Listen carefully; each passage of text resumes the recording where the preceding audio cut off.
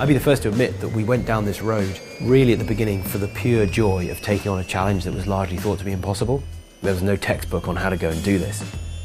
I'm Richard Browning. I am founder and chief test pilot from Gravity, and we build 1,000 horsepower jet engine flying suits.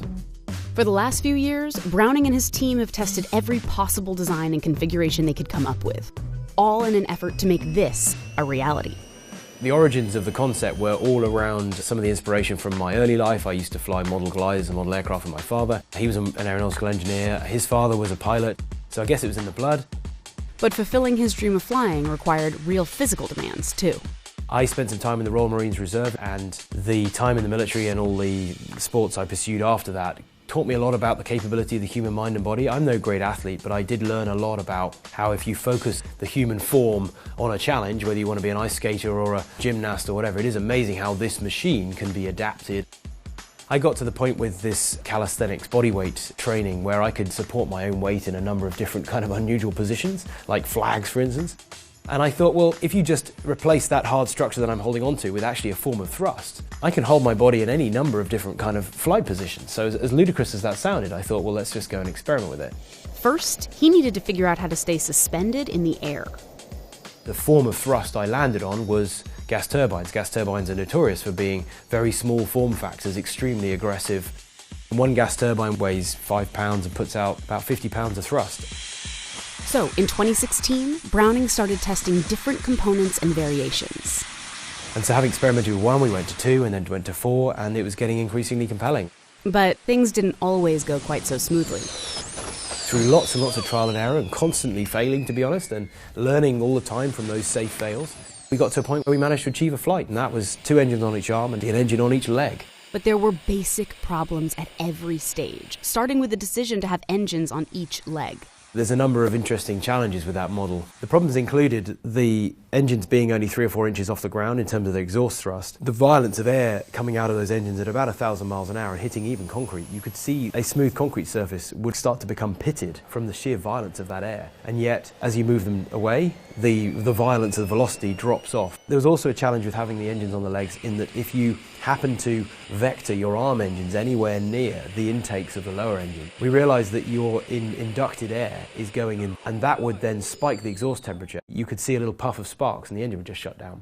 So that was another good reason for not having the engines down there. And finally, there's a strange human behavior we learned, which is that when your feet feel the ground has left them, they almost want to pedal and scrabble around looking for where that surface is. That's not helpful when you've got 50 pounds of thrust coming off each leg. And those problems led to the solution of actually moving those engines slowly up the body and then consolidating them into one. And essentially that created a skirt, all at the same altitude in the body, which can be likened to the 3 legs of a tripod. There's thrust coming out of each arm and then essentially a 3rd leg coming out of the back of your body, which provides that uncanny stability. And that's how we learned to fly.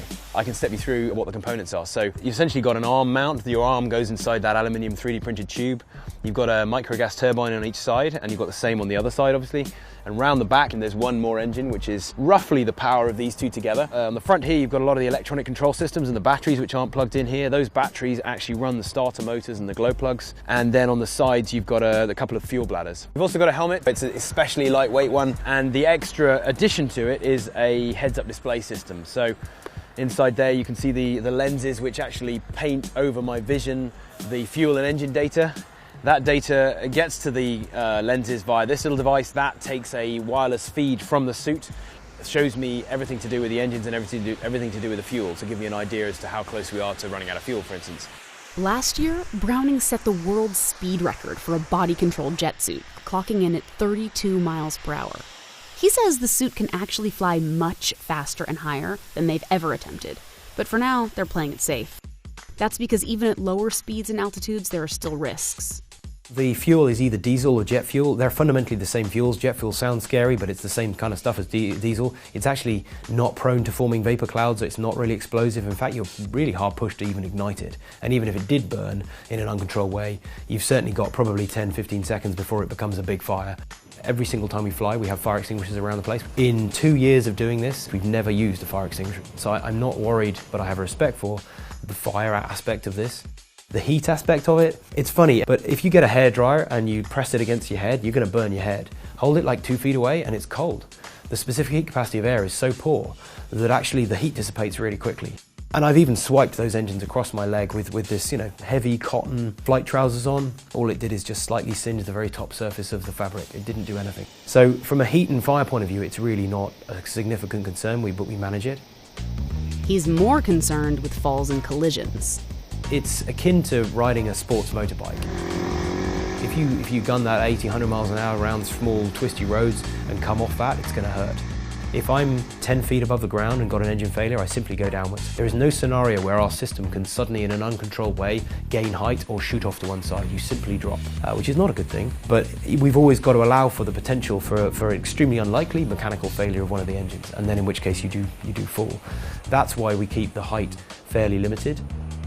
Speed-wise, we can easily do 35 miles an hour, so we've gone quite a bit quicker in testing, but again, for most of what we do, by the time you've done 35 miles an hour, you've gone a long way away from probably the audience or the area you're flying, so by then you're coming back again.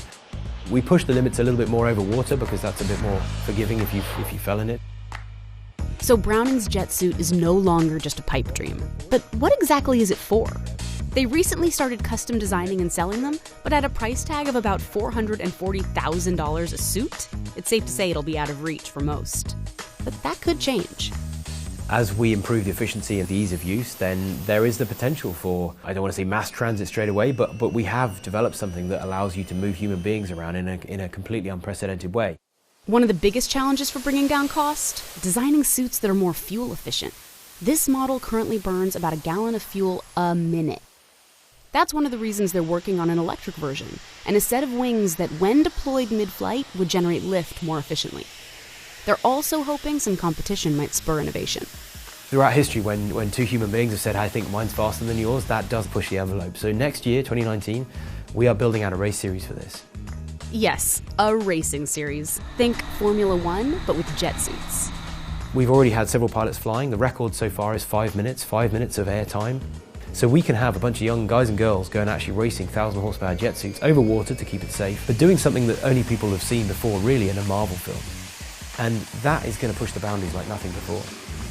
I think for the immediate future, it'll be entertainment, it'll be inspiring people, and it'll be really fueling the journey on to creating a revolution in human transport.